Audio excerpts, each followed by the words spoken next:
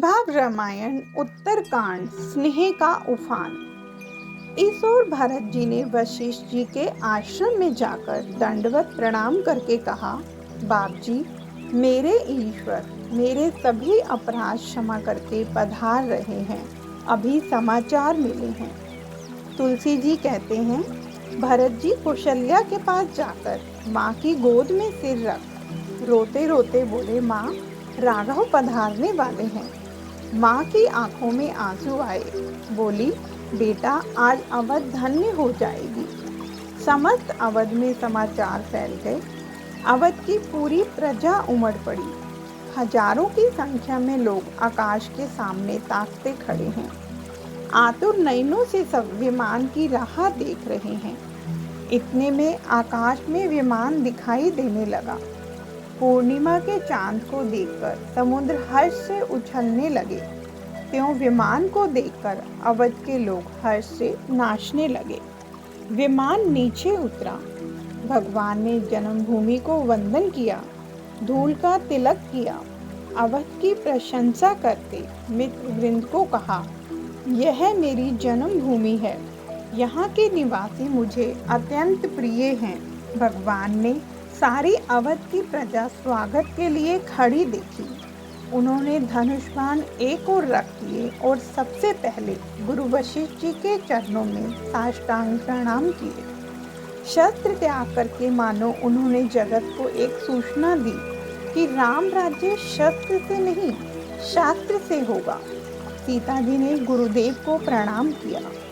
अवध का प्रत्येक व्यक्ति राम दर्शन के लिए तड़पता था। भगवान ने देखा कि प्रत्येक को व्यक्तिगत मुलाकात नहीं दूंगा और हृदय से नहीं लगाऊंगा, तब तक तृप्ति नहीं होगी। तुलसी जी लिखते हैं, अमित रूप प्रगटे तहि काला, यथा जोग मिले तभी कृपाला। कृपालु राम जी ने अनेक रूप धारण किए। भगवान कक्षा अनुसार सभी से मिले और भरत जी राम जी के पैरों पर गिर पड़े। राम जी ने उनको उठाकर गले लगाया। तुलसी जी लिखते हैं कि जब भरत जी और राम जी गले मिले, तब तमाम अवधवासी रोने लगे। अवध के लोग और राम जी के साथ आए मित्रों में से कोई निर्णय न कर सका कि इन दो भाइयों में से वन में कौन गया था। इतनी एक रूपता जुड़ गई। भरत जी की जटा यथा उनके शरीर में दिखाई देती हड्डियों को देखकर राम जी के नेत्र भर आए। दूसरी ओर शत्रुघ्न पैरों में पड़े हैं। भगवान शत्रुघ्न को गले लगाते हैं। कोई कुछ बोल नहीं सकता। लखन जी भरत जी के चरणों में वंदन करते हैं। लखन जी को गले लगाकर भरत जी कहते हैं, धन्य भाई, तूने रघुकुल का गौरव बढ़ाया। शत्रुघ्न जी लक्ष्मण जी को वंदन करते हैं। दोनों भाई गले मिलते हैं। भरत शत्रुघ्न सीता जी के चरणों में प्रणाम करते हैं। सीता जी दोनों भाइयों को आशीर्वाद देती हैं। एक अद्भुत दृश्य खड़ा हुआ है। भव्य अगवानी हुई है। तुलसी जी लिखते हैं कि आज अवध की गली गली धन्यत्व का अनुभव करती है। हर एक का हृदय भाव विभोर हुआ है। प्रत्येक व्यक्ति की आंख में हर्षाश्रु हैं। भगवान की यात्रा आगे बढ़ी। सबसे पहले प्रभु माँ कैकेयी के भवन में गए। राम जी ने माँ के चरणों में वंदन किया। आज माँ रो रही है, कहती है, राघव, मुझे क्षमा करो। राम जी कहते हैं, माँ, ऐसा ना बोल। 14 वर्ष में जितना दुख नहीं मिला, उतना दुख तेरे इन शब्दों से होता है। माँ, तूने मुझे वन में भेजकर मुझ पर अनंत उपकार किए हैं। माँ, यदि तूने मुझे वन में न भेजा होता तो कैसे पता चलता कि पिता का प्रेम कैसा होता है। जगत को कैसे मालूम होता कि भाई का भाव कैसा होता है। और माँ, यदि तूने मुझे वन में न भेजा होता तो कौशल्या माँ के दूध में कितना ताकत है कैसे पता लगता। रावण को मारा तभी पता चला। और माँ, यदि तूने मुझे वन में ना भेजा होता तो मेरा इन वानरों से मिलाप कैसे होता। माँ, यह सारा तेरा प्रताप है। जो राम जी ने कैकेयी माँ के मन को साफ किया। मानस में तो नहीं लिखा, पर संतों ने कहा है कि इस बार कैकेयी ने राम जी से कहा, राघव तू मुझे क्षमा करे तो बेटा मेरी एक इच्छा पूरी करेगा। क्या माँ? बेटा मैंने तुझे वनवास दिया, तभी से भरत मुझ पर इतना नाराज है कि उसने मेरे साथ संबंध तोड़ डाला है। वह मुझे माँ नहीं कहता।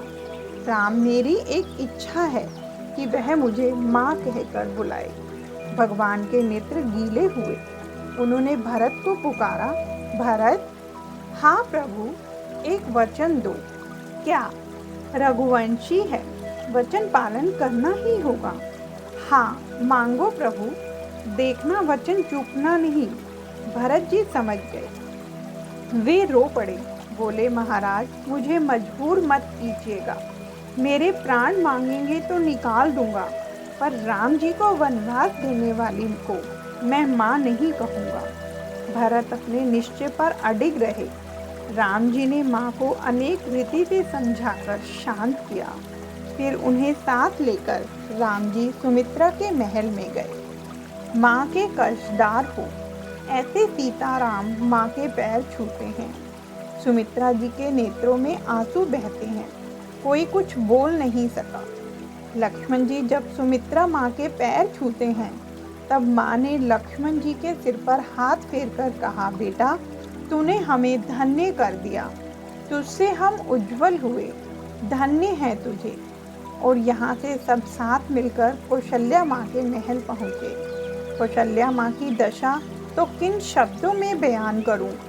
राम सीता लखन माता के चरणों में वंदन करते हैं। उस वक्त माँ की करुणा और ममता का वर्णन करना अशक्य है। तीनों के मस्तक पर माँ हाथ फेरती है। संतों का ऐसा निवेदन है कि लक्ष्मण जी जब पैर छूते हैं, तब कौशल्या जी लक्ष्मण जी के कंधे का वलकल ले लेती है और छाती पर हाथ फेरती है। लक्ष्मण जी पूछते हैं, माँ क्या करती है तू? कौशल्या जी कहती हैं, बेटा हमें ऐसे समाचार मिले थे कि इंद्रजीत ने तेरी छाती में बाण मारा था। ऐसा कहकर माँ रोने लगी। बोली, बेटा मैं कहूँगी तो तू पसंद नहीं करेगा, पर मैं तेरी और तेरी माँ की ऋणी हूँ। बेटा कौशल्या कभी भी तेरा ऋण नहीं चुका सकेगी। माँ के चरणों को पकड़कर लक्ष्मण जी बोले, माँ तू ऐसा कहती है, यह तो तेरा बड़प्पन है। बाकी मेरा यह सद्भाग्य था कि मुझे अखंड सेवा मिली। मैं तो कैकेयी माँ का भी ऋणी हूँ कि उन्होंने राम जी को वनवास दिया, नहीं तो मुझे अखंड सेवा का लाभ कहाँ से मिलता। सभी एक दूसरे को यश देते हैं।